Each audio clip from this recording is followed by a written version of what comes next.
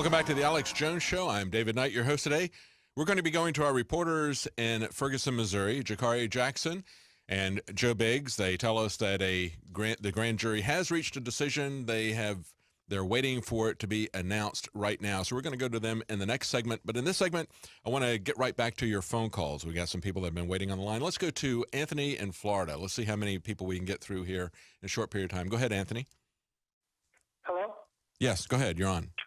Oh, yeah. I totally agree with you. I'd just like to elaborate that what's going on in Ferguson is definitely there's real racism which should always be confronted, and then there are those who fan the flames of racial tension because they have their own selfish interests at heart. Yes, that's true, and that's the danger, isn't it? That real racists get a pass if we try to make phony claims of racism. And also, too, I'd like to say that with these police officers, I just recently looked at a graph, and it really astonished me. Like, if you look at a police officer in the 1960s, his uniform was just a basic, like a billy glove, and not handcuffs, gun, and all that stuff. And then as it progressed further, it looked more and more, intimidating and such. And the fact that they have lowered the standards to the point where they let these people who obviously have mental problems, who are sociopaths, who will shoot first and then ask questions. Well, they actually had a police officer who sued. It was a police department in the Northeast. I can't remember which state it was. Maybe the guys can look it up. He actually sued the department because they had a maximum IQ requirement. You could not have 100, anything over 100 IQ, I think. And he sued them. They did not want him on the force because they said he had too high IQ, and the court actually upheld their standards. That's the most amazing thing about it. Yeah, we've seen a militarization of the police. We know that's being driven out of the federal government. That is their agenda. They want to militarize the civilian police force, and they want to use the military as civilian police. They're trying to conflate and combine those two. Let's go to, thank you, Anthony. Let's go to Jacob in Ohio. Go ahead, Jacob. Hello, Anthony, or David.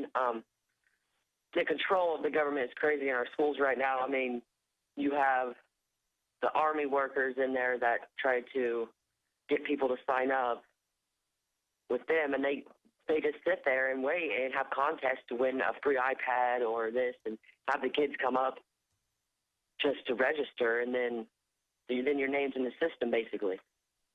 Yeah, absolutely. I could not believe there was an article last week about a school district in Pennsylvania essentially giving the school officials the right to strip search children in their school. And they said, the school superintendent, when questioned about it, she said, well, no, they wouldn't do that for drugs. I really can't imagine a scenario in which they would do it. But we need to give that power to our police in the schools. And I'm like, where does it stop?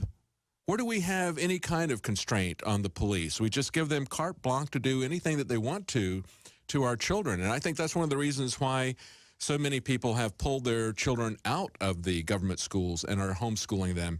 Thank you, Jacob. Let's go to Jerry in West Virginia. Jerry, go ahead. Yes, hi. Thanks for taking the call.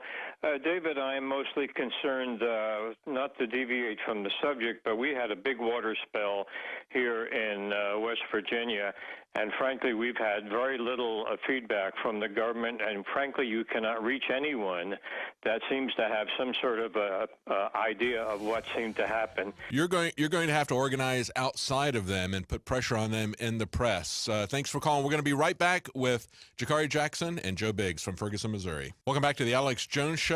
This is David Knight in Austin, and we are being joined right now by our reporters in Ferguson, Missouri, Jakari Jackson and Joe Biggs, who've been there for the last week awaiting the grand jury decision. We've now heard that there has been a decision made by the grand jury, but of course, as we pointed out earlier, the grand jury is a different situation than a courtroom. There's usually not a judge. There's not an argument from the defense attorney. Instead, it's just a prosecutor and a large jury. That's what the grand means. It means that there's more than 12 people, maybe 24 or more.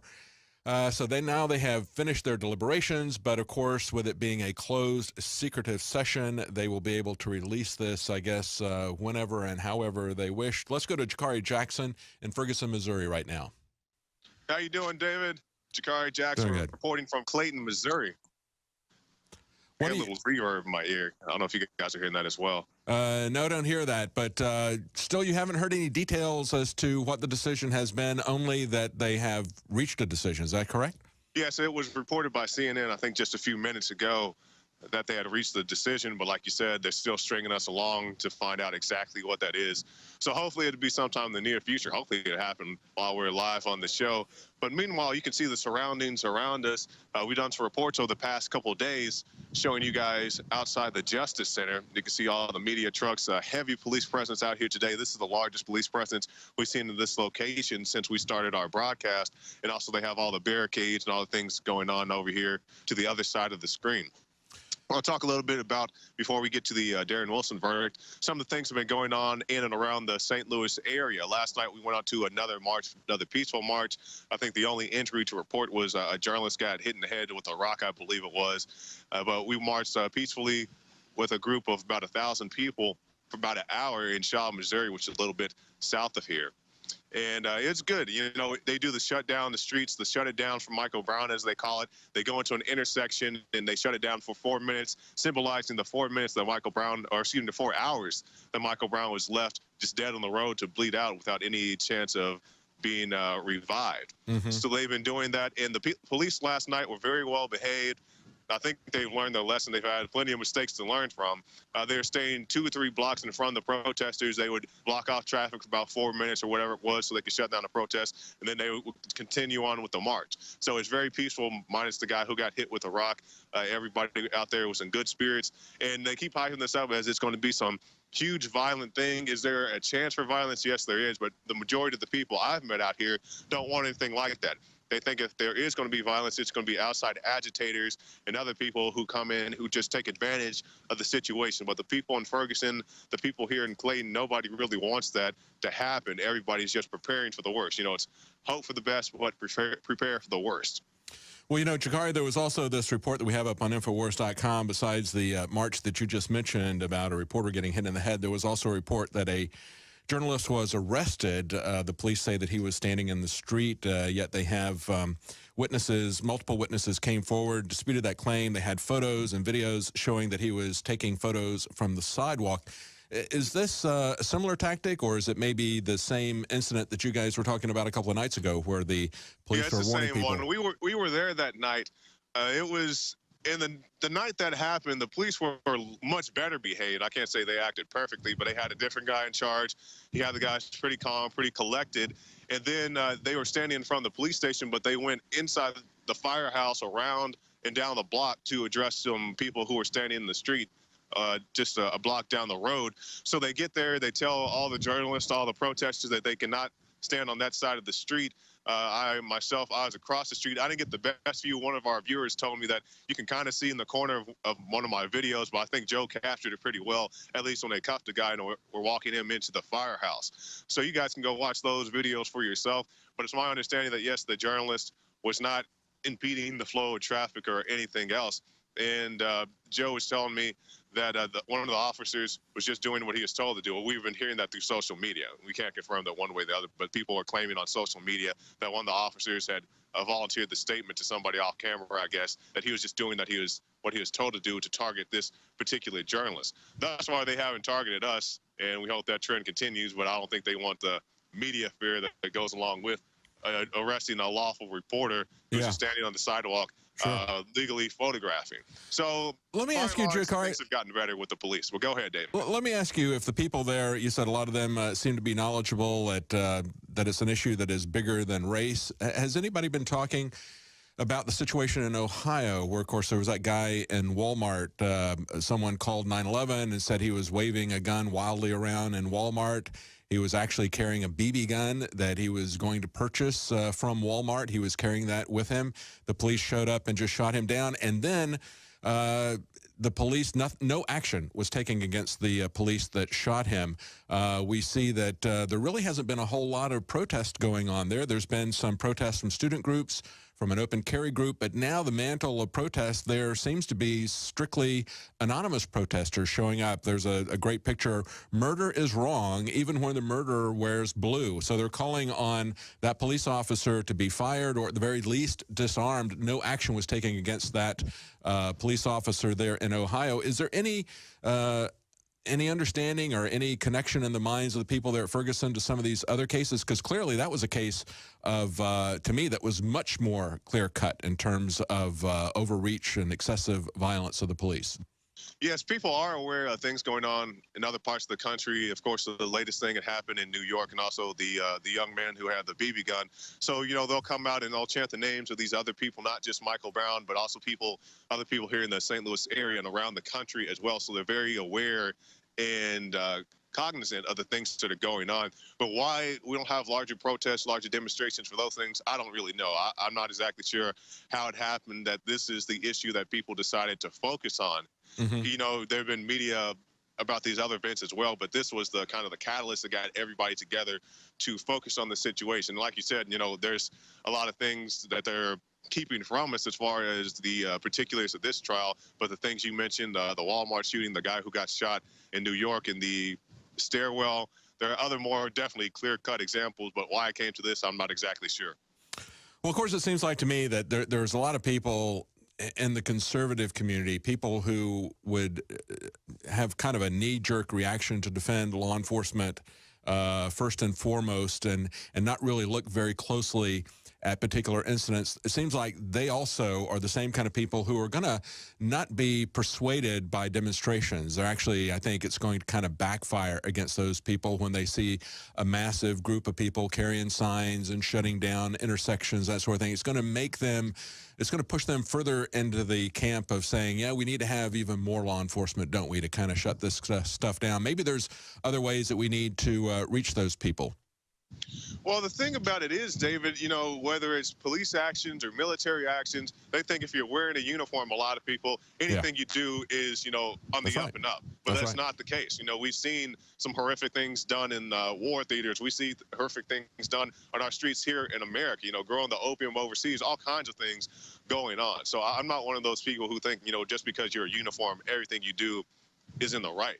So, but there are people who think that way. You know, they think that whether it's the guy that got shot in the stairwell in New York or some of these other instances, well, the officer pulled out a gun. They think these officers are these highly trained, you know, James Bond type of guys. They're the master of every situation. They can show up. They have perfect aim. They can do all these things. But that's not the case. These guys don't have very good training.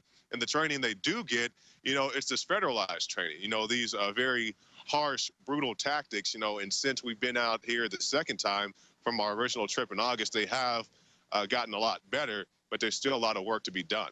Well, and of course, it's the same sort of thing we saw in the story we covered last week coming out of the Albuquerque Police Department, the police department that has the highest percentage of shootings per capita, far greater than large cities like New York. And again, after they've been under the special scrutiny of the Department of Justice because so many people have complained about them, they still come out with a killology class and essentially training them that they're in a war zone, essentially telling them you are in a war and you are a warrior. There are people who wake up every morning determined to send your family to a box. That's the kind of mindset that causes this to happen. And of course, we saw earlier in that same area in Albuquerque, that's where they shot the homeless man that was up in the hills earlier this year. We also saw that they had instituted what one person at the New Mexico Police, an instructor at the New Mexico Police Academy, said was a shoot first curriculum. He refused, this veteran instructor at the police academy refused to teach that curriculum, calling it a shoot first curriculum.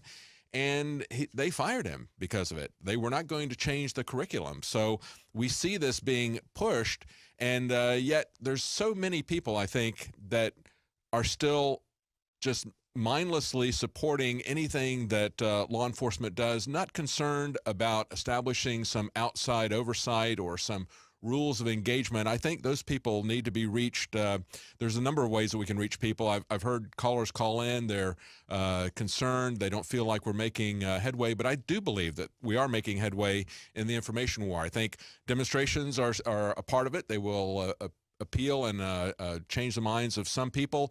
Other people, we're going to need a more rational approach. They're going to need to see these incidents as people videotape them on their phones and put them up on the internet. I think that will help a lot of people. Welcome back to the Alex Jones Show. I'm David Knight, and we're going to go to one of our reporters in Ferguson, Missouri right now, Joe Biggs. Joe? How you doing, David? We're outside the Justice Center in Clayton, Missouri, and like you can understand right now, tensions are pretty high. There's a much larger police presence today. There's a lot of different security teams driving around. Just tensions are high for the verdict, what's going to happen today. Everyone's just waiting to find out how to react and how to respond. I mean, you've got to understand, this is since August, and this has just been building up so much over time. People have gone from kind of getting tired of it to feeling like they're being teased, that the verdict was going to come out last week. Now here we are a week later waiting on this again. So everyone's just really emotional, and they just want to find out because, like I said before, that Ferguson fatigue has definitely sat in, and people are just fed up, and they just want to find out what's going on. You know, we're getting Washington Post, CNN, others saying that press conferences are being prepared, that the grand jury has reached a verdict. They're also saying in this Washington Post article that although a parallel federal civil rights investigation of the shooting is continuing, federal investigators have all but concluded that they don't have a case against Darren Wilson. So it looks like this is going to be, he's going to be found innocent. They're not going to move forward with prosecution. And I think, of course, really this as we mentioned earlier in the program, a grand jury can be used, and I believe it's being used here, to provide political cover for the prosecutor. He could move ahead, even if the grand jury said they didn't want to indict into a trial. The prosecutor still has that opportunity to do that. So he's trying to get some political cover from these people. What do you think, in terms of the people that you've talked to, the pulse that you've gotten from people as you've been there this last week, what do you think is going to happen? Do you think it's going to get violent? Yes. You do? I do. You know, there's more people out here who want peace, but at the end of the day, Dave, it only takes a few bad apples to really just turn everything into complete and total chaos. You know, last night I got a picture from an area in Shaw where people said they want to burn it down. So, like I've said, tensions are very high. You know, you've got 90% of the people out there who are just super peaceful, loving people who just want to go out there and have their voices be heard. But you're going to have some out there who really want nothing more than to start some chaos, release anger in any way they can, because they feel like that's the only way that they can be heard. So it's one of those things that we just have to wait and sit back and find out what's going to happen and plan accordingly. Well, and of course, last time you were there, you got shot with a rubber bullet. You guys got gassed. We saw video that you guys took where they were using laser sights to target people that were, what, about 100 yards away or so? I mean, they were no immediate threat to the people, yet they clearly had their guns and sights pointed on them. So, I mean, there's two sides to this as well. Do you see any, how do you feel? You believe that, of course, that all it takes is, like you said, is just a few agitators. They could be false flag agitators or whatever. What is your take in terms of the police? You guys have said that they seem to be more professional this time. Yes, the lieutenant that was there at the Ferguson Police Department that came in the other night, he was very professional, had very great leadership skills, and really led the officers there that night in a responsible manner. They did everything right. Yeah, there were arrests made. There were some people who purposely, I don't think they minded being arrested. They stood there right there in the middle of the road. But a lot of people are saying, hey, you know, we're worried about the MRAPs again. You know, we don't want to have our children in the neighborhood have these laser dots on their chest because some guy is pointing a sniper rifle at them. You know, the way things were handled in August, it makes a lot of people worried now. Is that going to happen again? So everyone is kind of on pins and needles because when this verdict comes out, you can tell the government's, they're preparing for the worst. They're expecting massive riots. They're expecting hell to break loose. So everyone's sitting here waiting, including myself. Are they going to come out here again, arrest journalists, shoot at journalists? Are they going to come out here in full battle rattle in these MRAPs and tanks and all this stuff? I just hope it doesn't get to that point again. But, you know, they're sending 100 FBI agents. They've already done that. They've got 1,000 police officers in the area. That's almost more than we have in Iraq. So it's pretty amazing when you look at the number of people they have here for something. So it's very interesting to watch that. Now I can tell from looking at you that it is freezing cold there. What's the temperature there? Oh, it's below freezing, and the wind is blowing extremely hard. Wow. And you're standing in front of what? Is that the court building or is that the police station there? The Justice Center.